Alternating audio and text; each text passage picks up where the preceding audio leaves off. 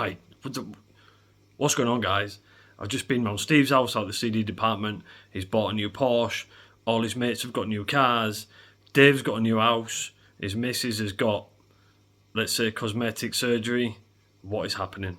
Well, like, CDs are doing well, man. I mean, they seem to be better than cassettes. They're possibly the future, you know? I don't know. No, I'm not. I don't accept that. That's not going to happen. In 25 years' time, everybody will have cassette decks. We've developed this. We've worked hard on it for 30 years. Everyone will have a cassette deck. Why would you not want a cassette deck? Okay, that's a lot to unpack, man. Right, we need to do something because I'm rolling about in a Rover, and I don't want to drive this car for another 20 years. So what we're going to do? Well, I don't know. What do you suggest? Well, why don't we make a cassette deck that looks like a CD player, and maybe people will either be tricked into buying it or they'll just like the way it looks. Well, that seems a bit rubbish, really. Why? That means we'd have to have like a drawer, and we'd have to develop new stuff. No. Just get all our old stuff, all the stuff we're using now, and just pack it into like a case for a CD player. Right, okay. We've got loads of 3-head deck stuff just lying about. We've got loads of that. Steve, how many have we got? Like 40,000 units. All them 3-head transports are just lying about. Perfect. Right, get them 3-head transports. Get a CD player design from Steve, and just glue them together. Right, so that's going to work? Yeah, 100%. This is what's going to happen. People like the design of CD players. Nobody likes CDs, but they love cassettes. Yeah, I mean, sales are dropping. Don't care. Get that stuff, glue it into that, and just farm it out. Is that a good idea? 100%. Trust me on this. I will have myself a new Porsche in the next couple of years. Just glue it all together. Okay. Alright guys, and this is a Sony TC-S7, which is a bit unusual if you ask me. I think that they went for the design to match a CD player, or you could have it with a CD player. It didn't look so out of place as a cassette deck, you know, with a door on the front. Maybe it looked a little bit old-fashioned by the time this thing came out. It is kind of grey and black, you know, metallic grey. It reminds me a lot of the Marantz draw-fed cassette deck that we had in a couple of months ago, because it's kind of slimmer, and you know, one company does one thing, the other company does the next. Whether this one came first or last, I don't know, but we are powered up, plugged in. It's a bit dirty, but we'll power it up and see what happens. So what's interesting is you'll note that the display on the front there, this is kicking out some kind of noise. The display on the front there really matches the old 611s that we've been dealing with in the past. This thing is making a horrendous noise. So let's have a look at the front panel and the features, and then we'll get into it and see what's going on. Very minimalistic we've got here then. So this is a basic power on and off switch. We've got a counter, reset and memory. We have our drawer in the front there. The display is identical to the 90s Sony 3-head cassette decks, which is pretty cool, except a couple of little differences at the bottom. The tape type's a little different. Moving over to the right then, we have open close. We only have Dolby B and C, which is a bit unusual. A monitor button, which is what triggered me to get this, because I realised if it had a monitor button it must be a 3-head deck. Nice little small record, level, knobs and balance, and the rest of it is pretty straightforward. Play, fast forward, rewind. You will notice that even though it's a 3-head deck, we don't have any bias control, and we don't have any auto cal, I believe, unless that is something that I've missed somewhere. But so you're kind of relying on the deck's own bias when you're doing recordings, which is a little bit rubbish, let's be honest. But let's flick round the back. A little bit dirty, as I said then. Weirdly, the MPX filter is on the back. Maybe they didn't have space for it. Standard line in and out, and that is it. There is nothing else. Start with a little bit of basic testing there. This is playing. It sounds like the capstan motor's running all the time. It sounds horrendous. It's catching on something. Potentially there's no belts in it. But the first thing we're going to test is this open close feature. So let's see what happens there. It does open close, and it's a nice chunky draw. there's a little bit of wibble in it, but it's not really that bad if I'm honest with you. It should hopefully input that tape into the transport quite nicely, but that works alright, he says. No, doesn't want to shut. Right, let's rip the top off and see what's inside. So inside there's not really a lot to say. I think we're going to have to pull that transport out completely, but we have our standard power supply over there in the back. A more miniaturized control board than we've seen in a lot of the 90s 3-head Sony decks. It seems like it's the same transport as what's in the 611, and I think it's definitely the same capstan motor, which is weirdly sticking out the side. So hopefully this is something that we recognise and we can work on. But I'm going to pull this transport out and we'll have a good look at that as well. Transport seems to be held in a lot like a CD transport, which a lot of these draw fed decks seem to be. 1, 2, 3, 4, and we've got 2 up here as well. So let's just pull these. And that little bar is just going to lift out. I've also taken the front panel off there. Usually this stops the transport from coming out that way, so the best thing to do is just pop these off. There we go. It seems to be located on some pins, but we can have a better look at it once it's out. The blue ones is our head wires, and there's a small one for the record head, which is that one. That'll be the voltage to record head.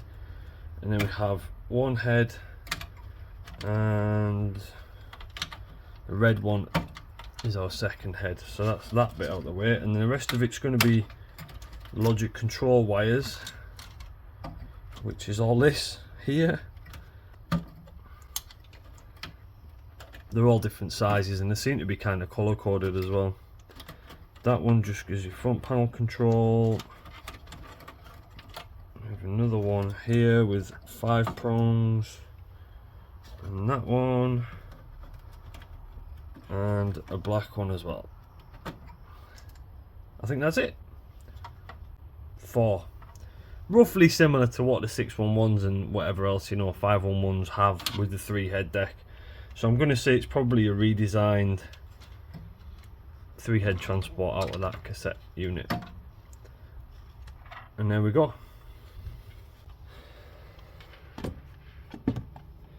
So let's have a look at this then. So we have, oddly, a motor sticking out the side, which seems like a poor design choice. All plastic on the top. This is our transport where the tape will engage. On this side we have a drawer open and close belt, which, as you can see, is really loose. That could be our issue with the drawer not wanting to close. So let's just take that off. It's quite thick actually. I'd say that's a 3mm square belt. Whether we've got one of those, I don't know, we'll see, but let's have a look underneath. Okay, so we have single capstan, something stuck to the remnants of the belt there. 3 motor. It's quite funny really, because it's a 611 transport, but instead of the motor being on the back of this plate, it's over to the side, presumably for space to keep the transport thickness down a little bit. But we recognise this, pretty straightforward, a lot of the shared parts, it seems to me anyway, but how we're going to get this transport apart, I'm not entirely sure yet. But weirdly there is something stuck there to the remnants of belt. Some kind of a clip, I don't know. We'll keep that for Ron later on. And somebody's been in here. Look at that. Somebody's definitely been in here. So these 2 screws are missing. I've got spares from other Sony decks, so that's not a problem. And it's held in by that top screw over there. So I'll probably whip that top screw out first, I think. And then once that's out, I imagine this motor plate will probably come out and reveal the remnants of belt gunk. Oddly, this screw seems like no one's ever touched it. You only get that click when you first remove a screw that's never been played with. Yeah, that's all kind of standard. It should have a retaining washer as well to keep it centralised. It does, but it's stuck to the transport plate. Yeah, pretty straightforward. As we can see now, we've got our arms and everything, so this is the bog standard 90s I think there's a name for this, TD190, correct me in the comments please. There is a code name for this. I'm sure it's got some form of secondary code, but yeah, pretty straightforward. I'd like to see if I can remove the door on the top so we can see the other side, so we can get to the heads and everything else. Because at the moment, that capstan, if I pull that out, we're going to lose the washer. But belt's given up. Totally given up. I do wonder, I actually got a 611 belt kit for this somewhere, which is our good old Deck Tech ones. But that belt is going to be too short because of the way they've put the motor up there. So whether it's got its own proprietary kit, I'm not entirely sure. We'll get to that. Luckily, most of the belt seems to wrap itself around the motor, so we can pull that pulley off and just scrape that and clean it really easily. And then it's just a case of getting the remnants of this belt gunk off. Half of that is belt. But onwards, let's see if we can tease the drawer open. Just disengage these head wires. So finding a relevant tool, this will kind of do it.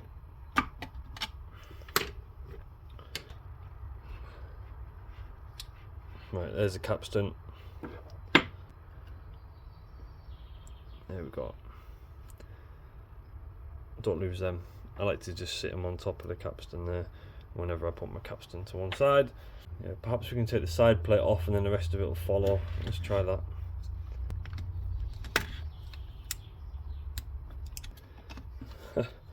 No, not really. If I break these clips, then it's game over because the transport will be toast. So this stop just here, if I can kind of just move that plastic just enough to get it past. Yeah, I think that's the solution. I'm going to do the same on the other side, and this drawer might just continue all the way out. It depends if there's, there we go.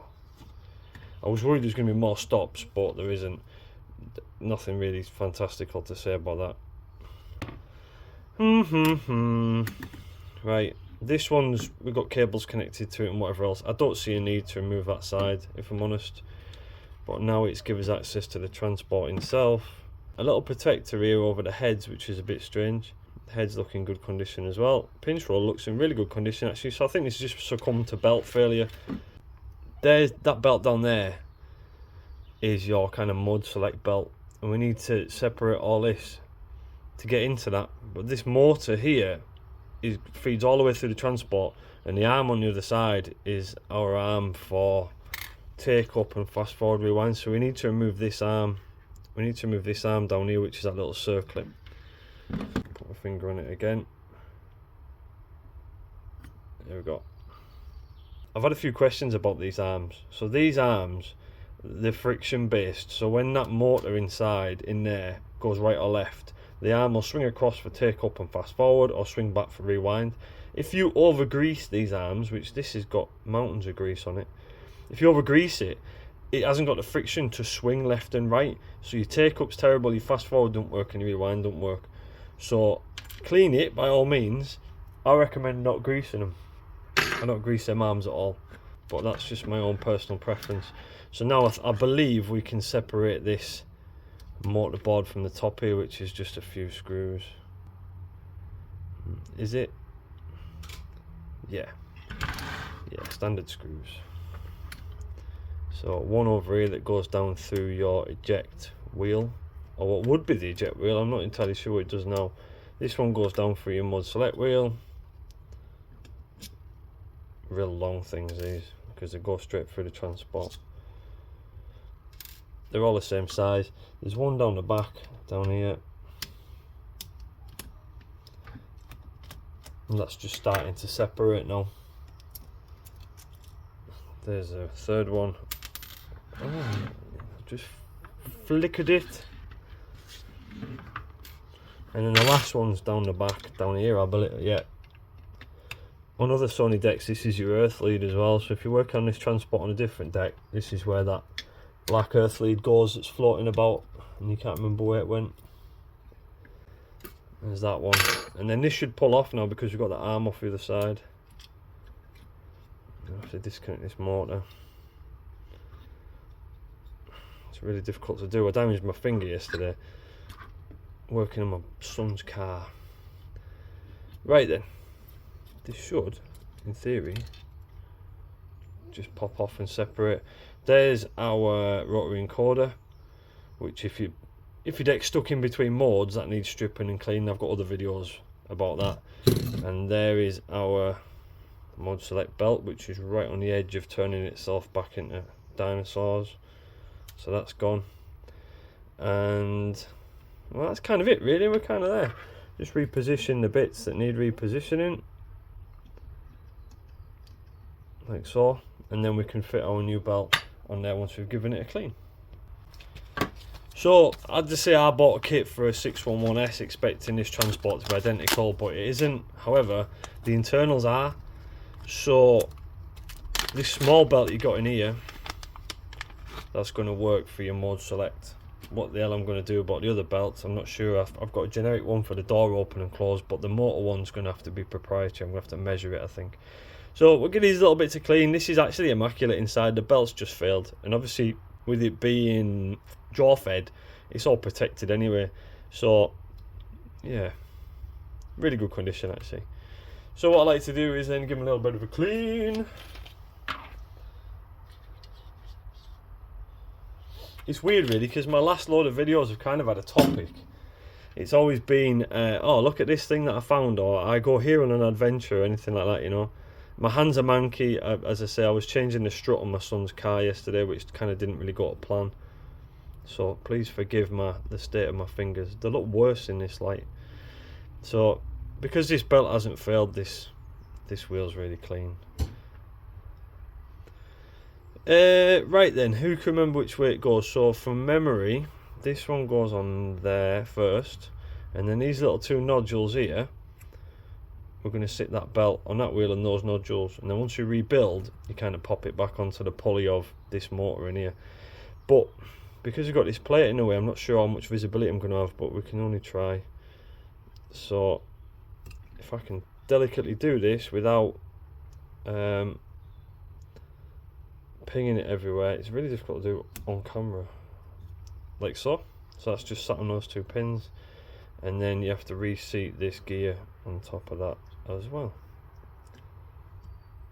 That's basically it. So as with any motor,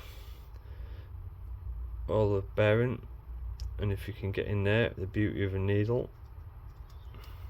These oilers are great, absolutely great. I don't even know where it came from. Partsmaster.com. I don't ever remember going on partsmaster.com. I can't tell you whether they're good or bad, but the oilers are pretty cool. That should just kind of fit back together like it doesn't want to. There we go. And now because that's sat on this wheel down here, which is spring driven, or it's got a spring underneath it, it won't want to really sit properly. So the first screw you put in, always try and make it that one on top of that spring driven screw there, and then that'll just retain your transport.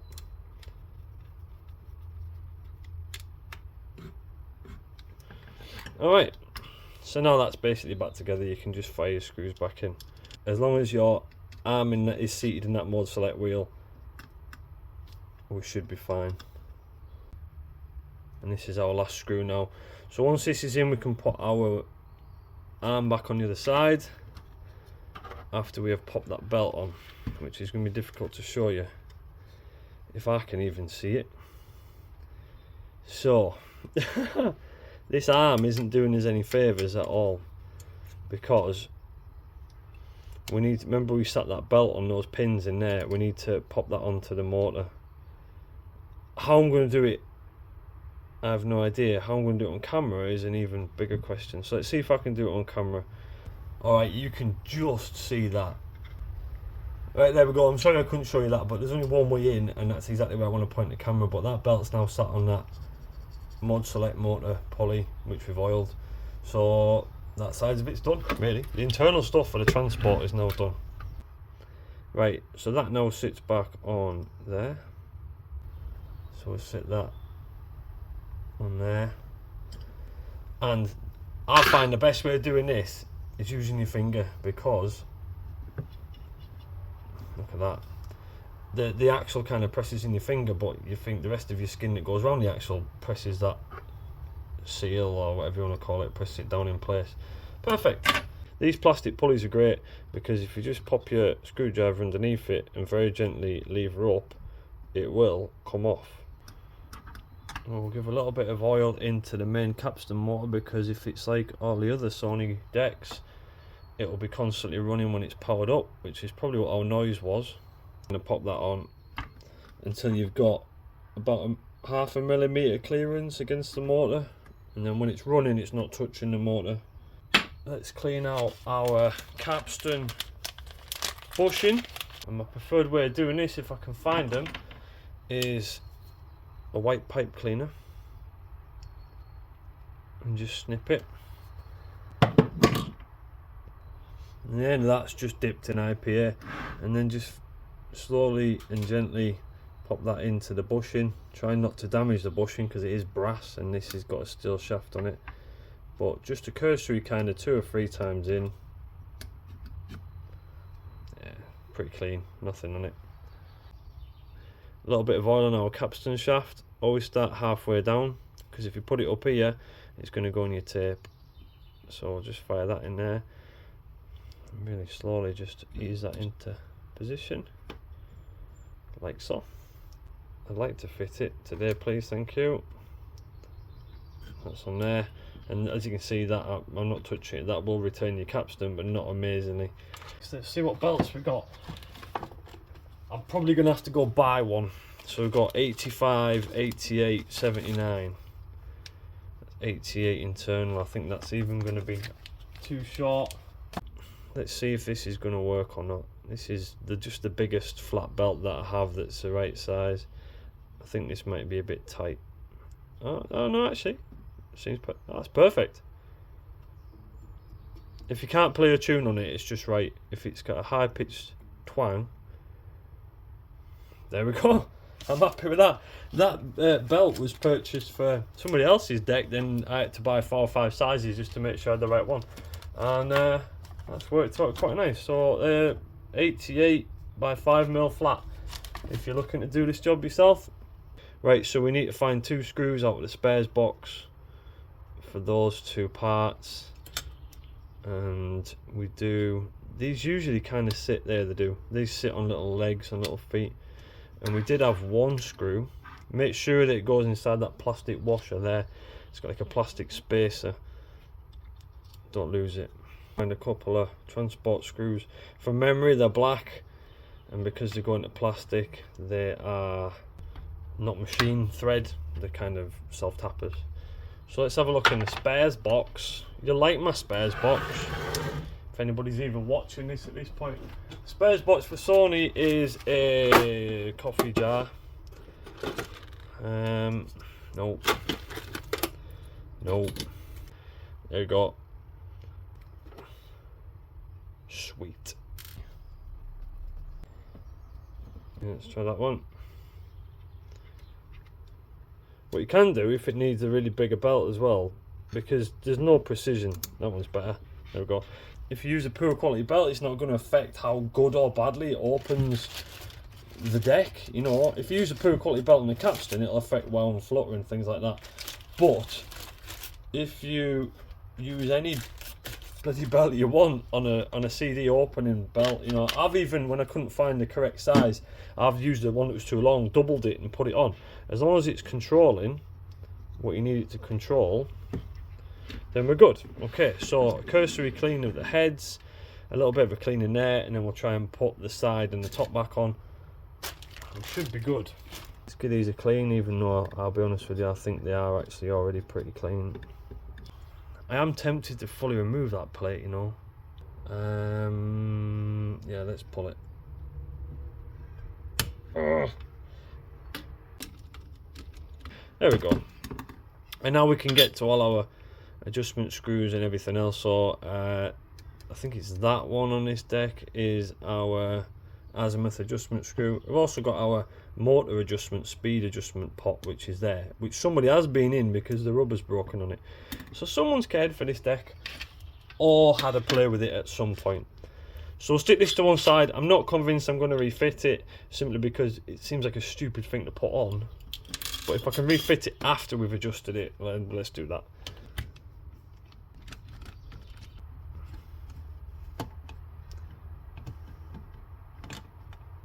Now this is going to go over the top of these two clips now,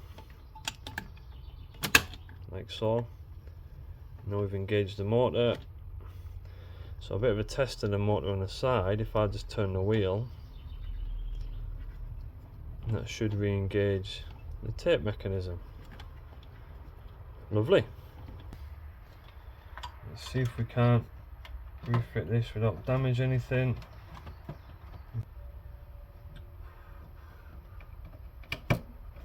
We can have a look at that lovely mechanism. So we powered on, as I said, the transport's reset itself now. Ejects lovely. Perfect, and the head engages as well.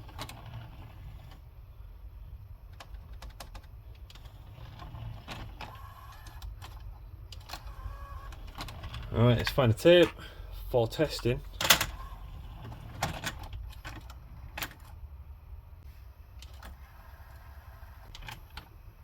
Play seems fine. We've got a good set of levels on the front as well. Yeah, that's it. Maybe a little bit of calibration, speed testing. That's conveniently placed to change your speed. However, one thing that isn't conveniently placed is the heads. Adjusting the azimuth is only just achievable down in there. Only just. You can get the screwdriver just down in there. But as I said before, that plate, possibly what I might do is adjust the azimuth and then refit the plate afterwards, because it's got to be there for a reason. Let's try that, try the speed test and see where we get. Right, so we're in the house, we're hooked up. We are plumbed into my lovely Leak amplifier. So let's play this tape and we'll fire it through the analyzer and see. We should get 6.3k. We've got our ceramic screwdriver just sat in the top of there, in the top of the motor and the adjustment pot ready to go. So let's have a look at the analyzer. Alright, so this is us in Spectroid then. The blue numbers on the right hand side at the top of your screen there is the tone. So if I go, not bad, 621 hertz. So I'm going to play this now and hopefully this will give us 6.3 kilohertz. If not, we'll adjust it. 5953. I'm going to turn that up.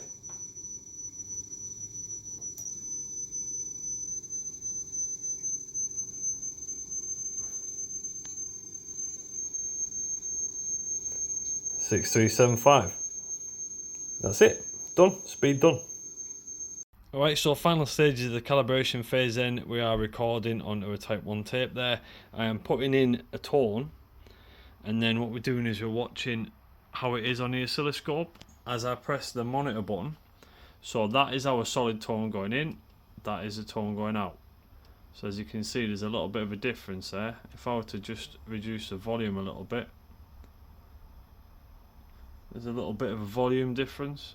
So that's what's going in, that's what's coming out. This is the right channel, this is the left channel. So this is the beauty of 3-head decks when you're testing them, is you can flip between what's going in and what's recorded onto the tape. So what we need to do is just adjust that right channel a little bit to reflect what's happening and what's going on with the tape.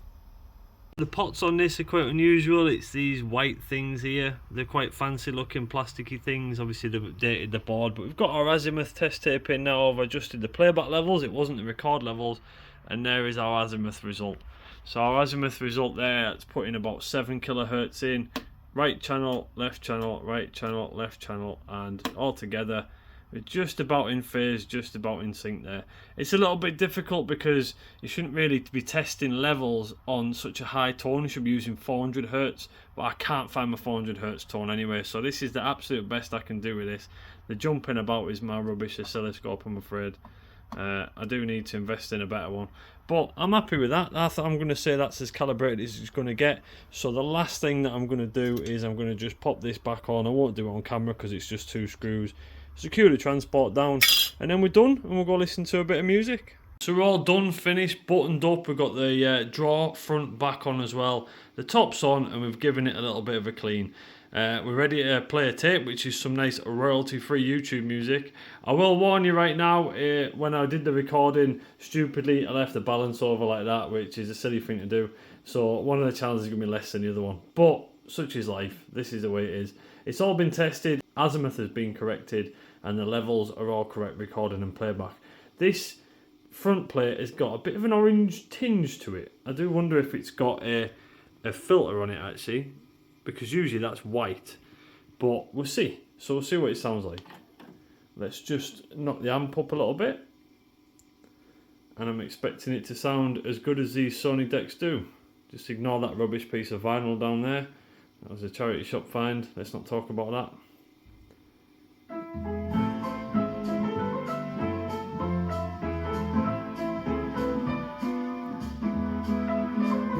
Yeah, that channel's a little bit lower, but I know why.